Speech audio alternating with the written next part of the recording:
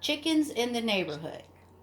Will Isabella and Noah get the backyard chickens they want?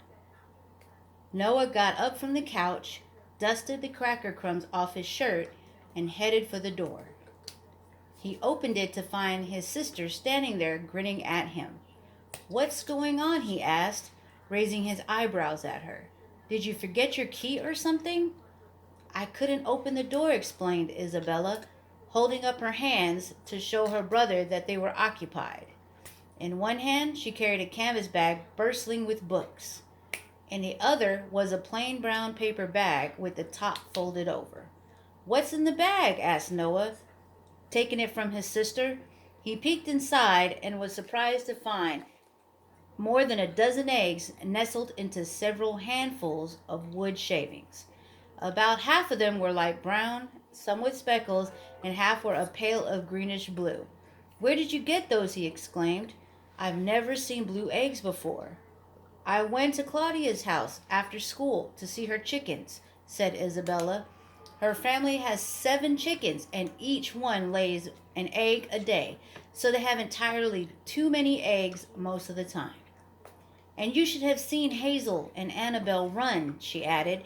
"It was truly one of the funniest things ever to see them hustling across the yard with their backsides bobbling along." "You want chickens now, don't you?" asked Noah.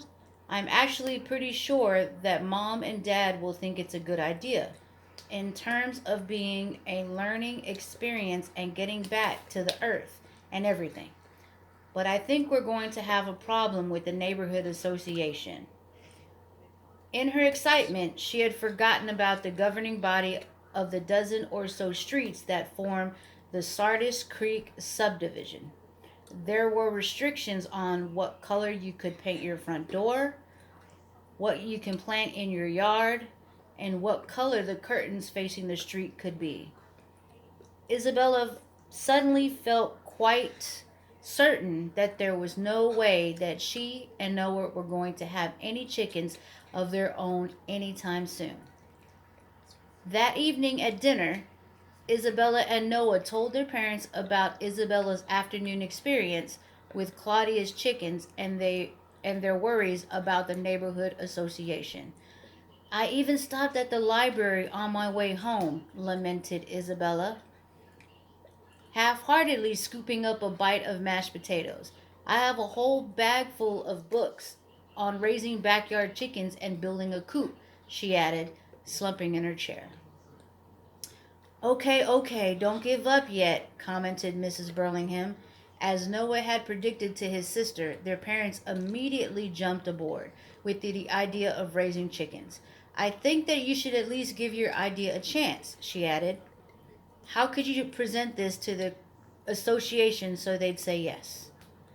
The kitchen was quiet for a moment, except for the squeak of the dog toy that Houlihan, the family dog, was busily gnawing at. "Well," began Isabella thoughtfully, "at school, when we wanted to change the rules about cell phones in the cafeteria, we created a petition and collected signatures, and the rules was changed." "That's just what I mean," said Mrs. Burlingham.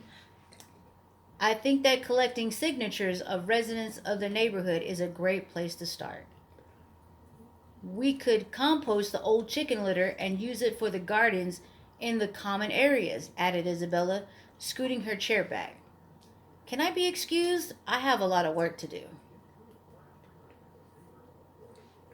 Now read the questions for me. Number 1. What problem do Isabella and Noah have in the story? Number 2. What idea do they have for a possible solution? Number 3.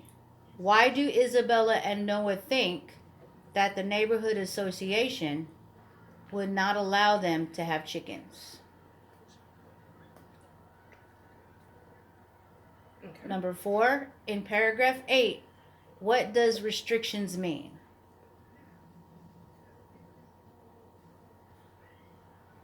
Okay. Number 5. Check the character traits that best describe Isabella. Enthusiastic,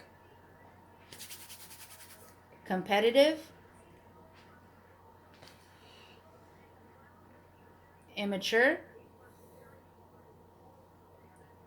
reckless, determined, Okay. cautious, energetic. Number 6, from whose point of view is the story told?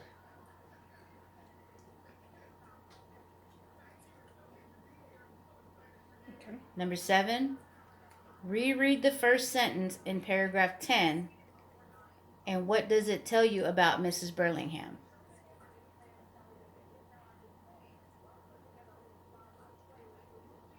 Okay. And number 8, describe what you think will happen next in the story. Okay.